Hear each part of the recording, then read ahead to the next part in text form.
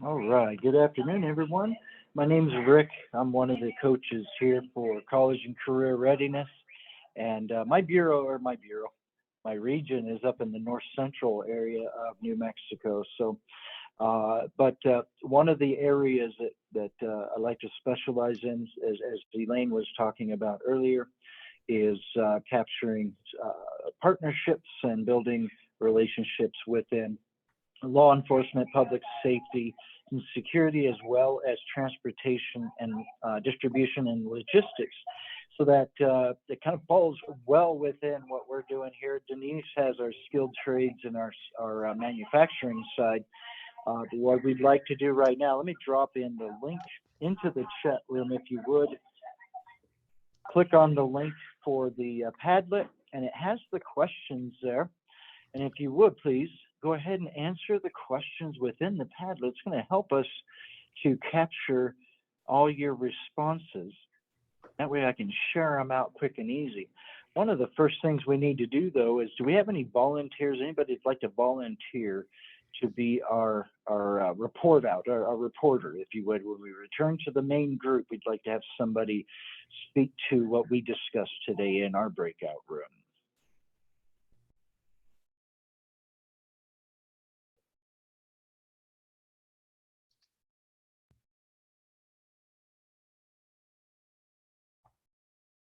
Well, volunteers, I'll have to pick somebody, but and unfortunately, there's two people in here, Mike and Mike, that I know very well, and I know they're not shy. However, I'd like to pick, or not pick, but I'd like for you to be doing this on your own. I don't want to have to volunteer somebody. And take your time. We'll go through and answer the questions as best you can in the Padlet. Go to Rick, where's the tablet at? I'm sorry. If you go to the chat room, Mike, and click on the link that I've got in there, and that'll record this for you.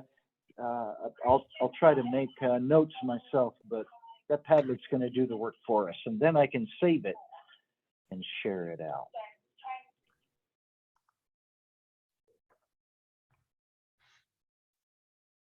There we go. Okay. Yeah. And feel free to, we'll have this conversation together. So that first question is, what is one thing that can be done to improve high school or post-secondary skilled trades programs? And I see some responses, soft skills. So our CTSOs, our career technical student organizations really do help with our soft skills, shaking hands, making eye contact, having a simple conversation without your phone. So those soft skills do come into play in that area. So improving our memberships, I guess you could say, enrollment and recruitment into our CTSOs will help in that field. Another one that's been posted is improve relations with businesses to start this. Absolutely. And that's why we wanted to hear your voices today. We want this feedback. What can we do? What can they do?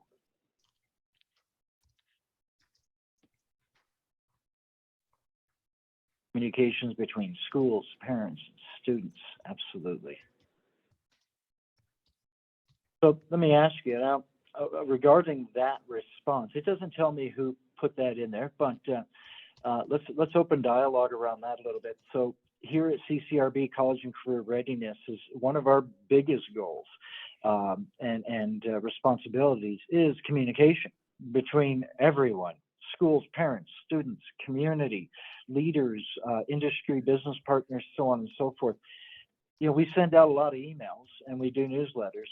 And, if it's like you folks are like anything like mine, I've got nearly 100 every morning in my inbox. And sometimes those just have to be filtered. Priorities don't always make it, right? So what's another way for communications that you guys would recommend? I mean, y'all are working all day long. How can I reach out to you to get you information?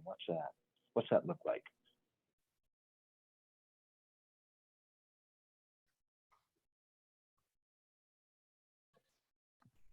Can we ask questions outside of the tablet? Absolutely. Please do. So my name's Mark Podine with Action RV and Bosque Farms. and I sit on an advisory board for the National RV Tech Institute in Indiana. And one of the things that we're struggling with is introducing young people to the fact that the RV industry can be a career path. And so I don't know, in this, one of the things that I would say in communication is how can we provide different career paths to students at a young age? Okay. So actually, So how young were you thinking, Mike? I'm sorry, or Mark? Because, you know, honestly, we go down to middle school and some of our career explorations, but kind of, you know, that's what we're here for. Expand on that a little bit for me. What would it look like if you were to tell me today, hey, go out and do this, Rick? How would you recommend us going about that? Is there, you know, something we could share? That's a great question. So I'm in agreement that pre-K and from that point on is a great way to plant the seed. The RV industry struggles with the fact that everybody sees RVs on the road, but they don't really consider that to be a career path. And so what I've done in Valencia County is I go to high school vocation classes and introduce children to the RV industry as a career path, whether as a service technician or somebody in management. I don't know what avenues the public education system has to get information out to students and parents to let them know that there's a lot more career paths that may be subsectors of, let's say, transportation. I'm going to guess maybe the RV industry falls under transportation, maybe it falls under construction trades, but when I think of transportation, the first thing I think of is ASC certification, an auto mechanic or a diesel mechanic. So I don't know what avenues the education department has for different industries, specific industries, to go market themselves. Okay. So if I would mind, I'm going to ask Louisa if she would. She's part of our team. Louise, would you mind finding the link to our career cluster guidebook? And could you drop that into our chat room for these fine folks for us? Thank you. So Mark, what I'm asking her to do is include a link in our chat for our career cluster guidebook. And that's been, it's always evolving. Let's put it that way. So we have a version every year now since, I'm going to go back maybe 5 or 6 years. Each one of those in the career cluster guidebook, the clusters are priority sectors within our state. Then we break those priority sectors down into pathways and then into programs. So as you mentioned, transportation, distribution, and logistics is where automotive diesel mechanics ride, and techs in that respect. We don't have one that says RV techs. It falls within the world of either diesel or auto, but that can be fleshed out if we need to go even further. That's a relationship we need to start building, and then of course looking at more specific. If a RV tech is something that is a priority that we want to do. So absolutely, that's what we want to hear today, and at the same time, letting you know that these options are there. They're online. They're in hardback. We have boxes of them we've taken out to both middle school and high school students and left them behind. And I agree with you. I used to teach kindergarten, believe it or not. I still have most of my hair, but at the same time, it's never too early. It is absolutely never too early. So yeah, I got a smile out of Penny on that one. Yeah. So what else you got, folks? And I wrote that down, Mark. So thank you. So I have a question for you about logistics. I'm in the solar industry, and we don't have a lot of problem with convincing people that they should work in the solar industry, and they all see that it's a up and coming thing. We just can't really get anyone to come work for us. So we decided that we'd start opening up lines with schools.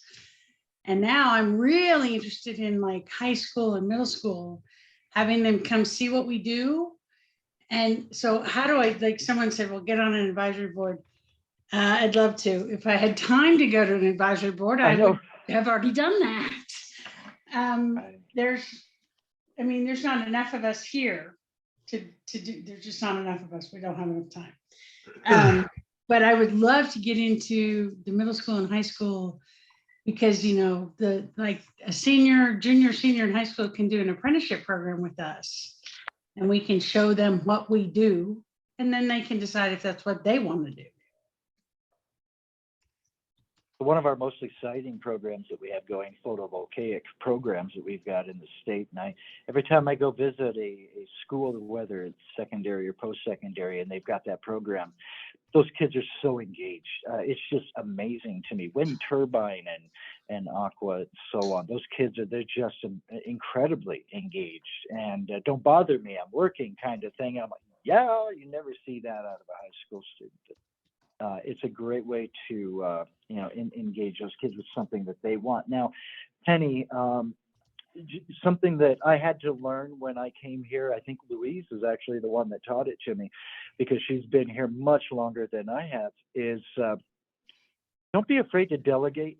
You have peers, folks that you've hired, folks that you trust and can go to a high school or a middle school and whatnot. Delegate that out. Let's partner up. Let us know how we can help as well. But don't forget about your post-secondaries in the area.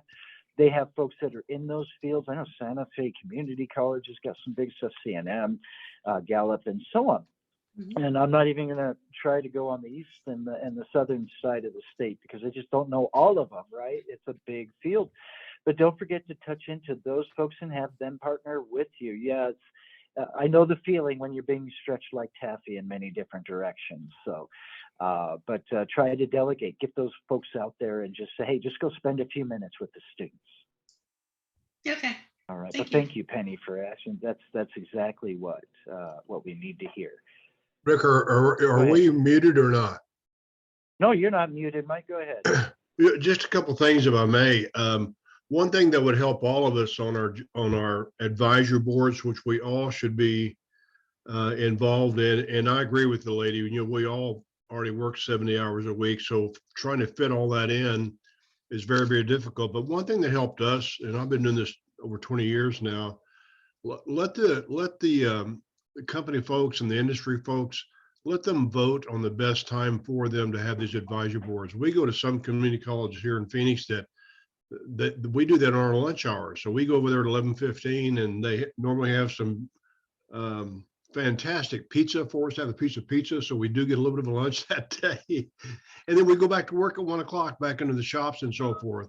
On the other hand, some service managers and directors say, Mac, that's really not going to fit. I just don't get a chance to get away on my lunch hour. I've got to cover for the shop foreman that's gone or whatever.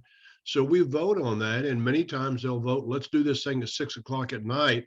I can let the shop foreman close the shop up and I can sneak away at 5:45, be there at 6, and we can do our advisory board from 6 to 7:30 or whatever that time may be. So let the members vote on that. And you're never going to satisfy everybody, but let majority rule on that or even rotate it around back and forth if you need to.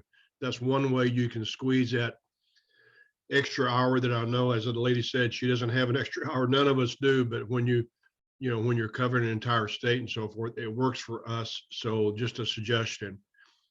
And also for the RV manager that was on there, I'm sorry I didn't catch his name. We have one of our largest RV spots here in Metro Phoenix. He attends our diesel program. We have a certified automotive program, one of our JTEDs here in Mesa, Rick, and we also have a certified medium duty, heavy duty diesel program. And they normally come to our truck part advisory board meeting there because the reality is the RVs, it's a house on top of a truck frame, right? So they want to know the powertrain first. And then while they're there, they can also visit the building trades folks, which are right next door, and they have advisory boards as well. So for whatever that's worth, and wonderful people, they bring the RVs over for our open houses on Saturdays at we call it the EVIT Expo. So when we have the expo, they bring a Class C, they'll bring a camper trailer, they'll bring a Class A motor, they bring all that stuff, and all the students and students' parents are at the open house, they can all sort of view that product while it's there.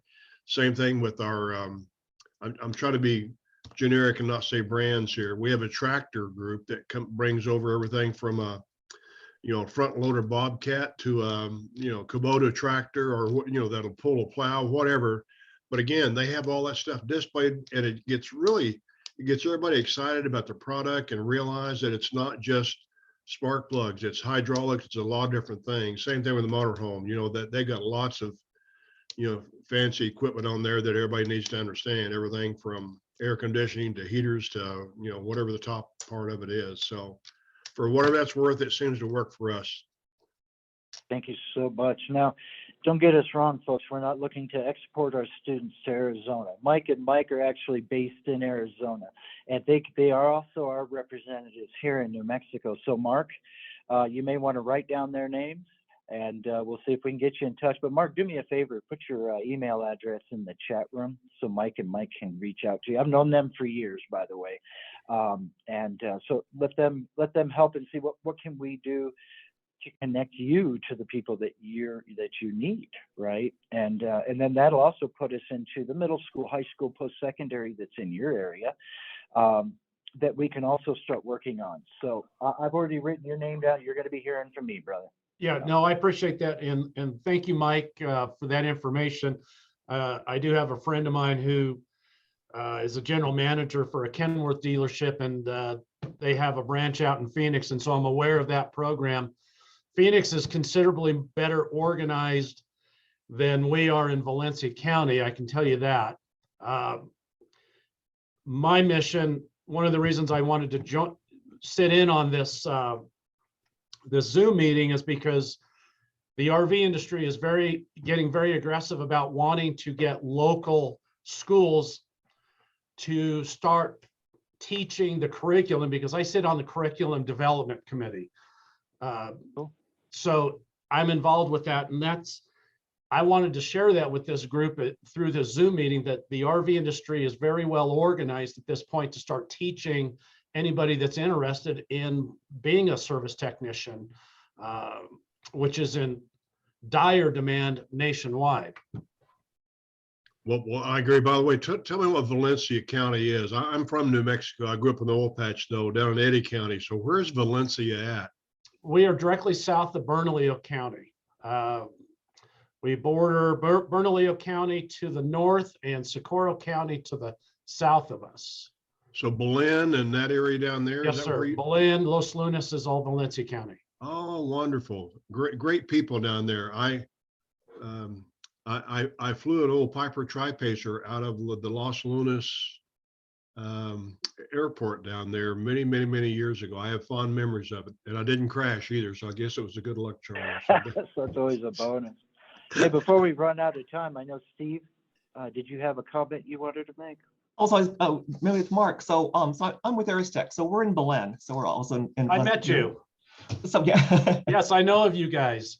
Okay. And so what we've been doing, with some of the local high schools as well, is going to talk to them, telling about what positions, what our company does. Like some of the high schools will have like a career fair. So we'll, more or less telling, what our companies do. But then we're really talking to the students, this is what we require, this is what we're looking for. We'll do like the mock interviews to kind of help them get ready, when they do get ready to join that job market. So a lot of this is through United Way, through that Mission Graduate program. So there's like a Valencia County partnership. So between different businesses, government agencies, and the schools. So we kind of work all together to try to bring, all this information to the students. One of the things we also do so much. So yeah. Yeah. And then we also do have like a teachers academy during the summer, where we'll have like different companies come in and present different things to the teachers that they can take back to their students. So a real world example of, we're teaching this, but it actually does get used, in the real world.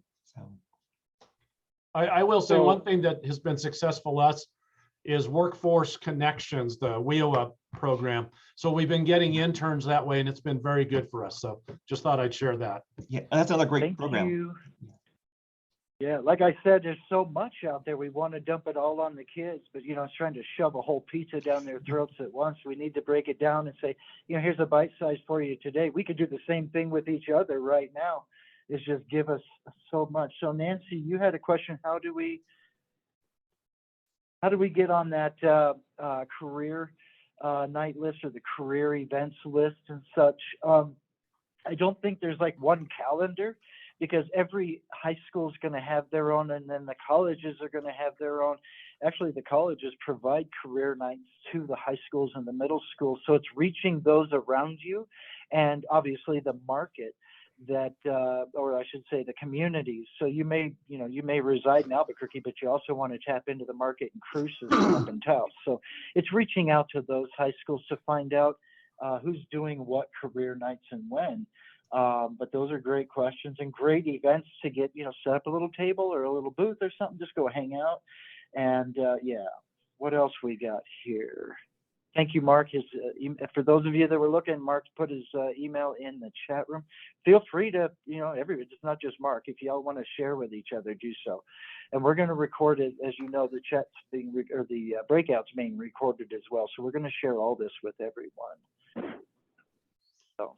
Rick, while you look through your notes or this Mac again, I will tell you, by the way, many thanks to Rick Schmidt. He was very graceful, and we had a nice meeting with him there when we were in Santa Fe and Albuquerque here a month or so ago.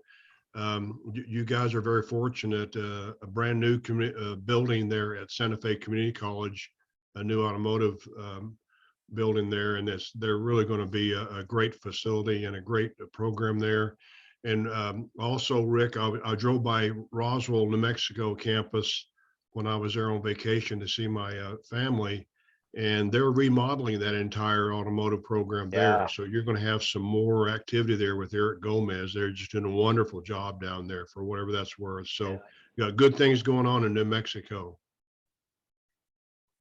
Stainless Motors from Nancy, Four Corners Power Plant. Terry, tell me a little bit about Four Corners Power Plant. Yes, hello. Can you hear me okay? I can. Yeah, go ahead. Yes. Hi, everyone. So I work at the Four Corners Power Plant. It's owned and operated by Arizona Public Service Company out of Phoenix, Arizona. And what I do there is government relations / public affairs. I'm the manager at the power plant for that space. So what we have there is, of course, we're moving away from coal. So right now, the company is looking at doing away with their coal section of the company.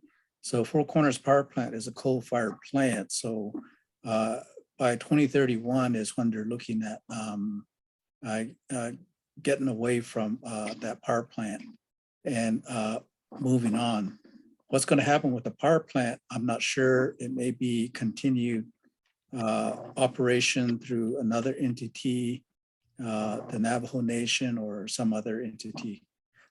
However, what we have going there right now is we have a program which is set up through one of the local universities here on the reservation, along with in partnership with the high schools surrounding power plant. So because of COVID, we're not having the students come out to the power plant to do on-site training or tours or shadowing. Hopefully we'll continue that once the COVID subsides and we're able to bring in outside people. But that program seems to be working well. The challenge that I have, or that we have, is that retaining and recruiting students on a continuous basis. For some reason, maybe the power plant industry and operation and maintenance side of the house, isn't as attractive as other fields. But we do have a challenge there every year, recruiting students. And I think what would help is if we were able to, get some type of agreement with maybe the school boards of central consolidated schools, so that they're able to get, we're able to get their buy-in and work hand in hand with them, so that there's some type of program or system set up to where there's better communication between the school, the parents, and all the way down to the students at a young age. I don't